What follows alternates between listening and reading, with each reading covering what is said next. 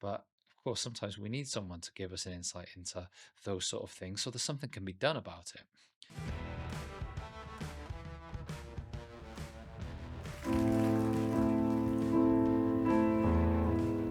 Hi, I'm Lieutenant James Blunt, and this is the first instalment of my video diary.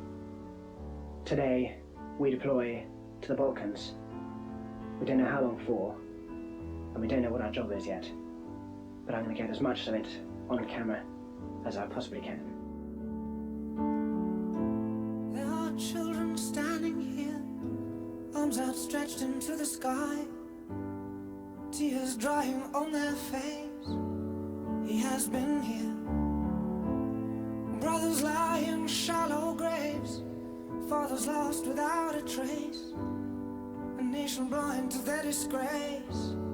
Since he's been here, and I see no bravery, no bravery in your eyes anymore, only sadness.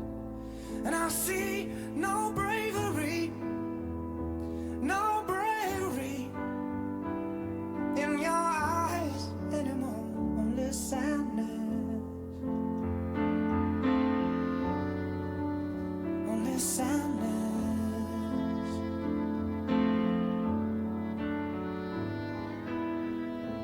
Houses burned beyond repair, the smell of death is in the air. A woman weeping in despair says he has been here. Trains are lighting up the sky, it's another family's turn to die. A child afraid to even cry out says he has been here.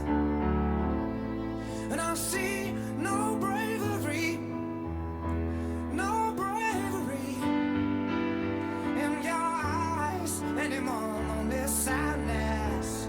And I see no bravery, no bravery in your eyes anymore, only sadness, only sadness.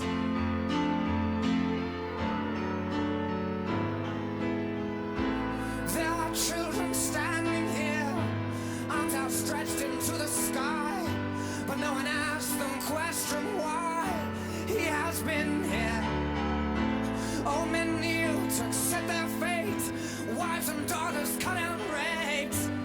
A generation drenched in hate says he has been here. And I see no bravery, no bravery in your eyes anymore, only sadness. And I see no bravery, no bravery in your eyes anymore, only sadness, only sadness.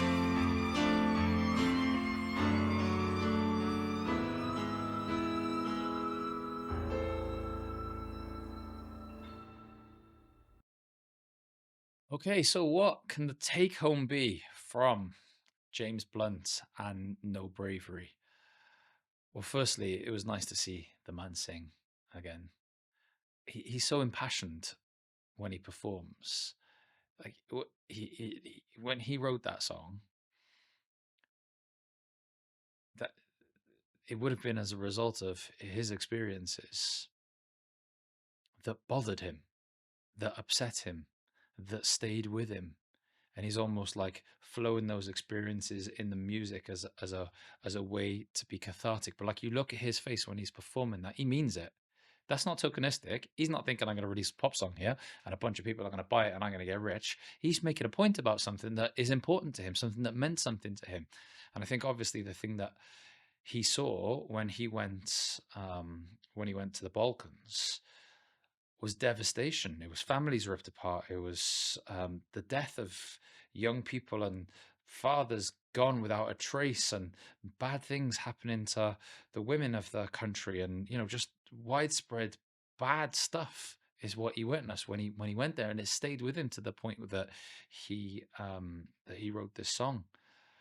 Um, that he wrote the song about it, which is true to who James Blunt is, right? Because I feel as though there's an authenticity and a realness with him that to touch upon subjects that are hard for people.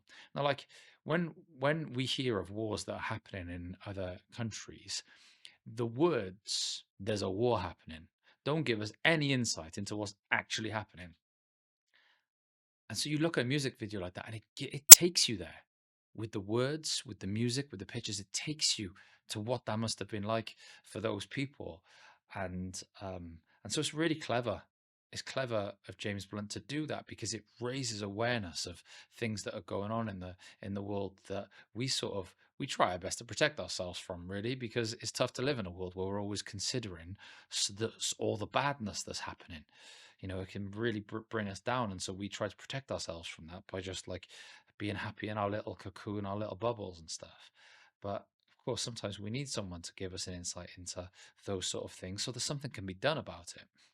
The one thing that confused me was the repeating line, "He has been there," or "He has been here," and I don't know whether he is. I thought at first it could be him, that he's talking about himself, but I don't think that he was sent there to kill people. I think he was sent there to stop people from getting killed. And so it must be something else. Maybe it's a metaphor for like death or something. I'm not sure. Answers in the comments. What does he mean by "since he has been here"? So that's the one thing. But I think that broadly speaking, the the song, it touches upon the theme of empathy. It's about what he felt as he saw all of these things happening, how he felt empathy for people.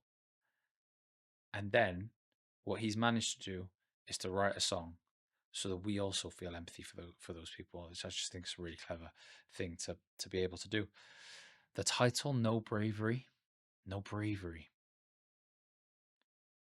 Maybe that's aimed at soldiers, like within our cultures, soldiers are basically told that they need to be brave. They're told that they are brave and that they're heroes as such.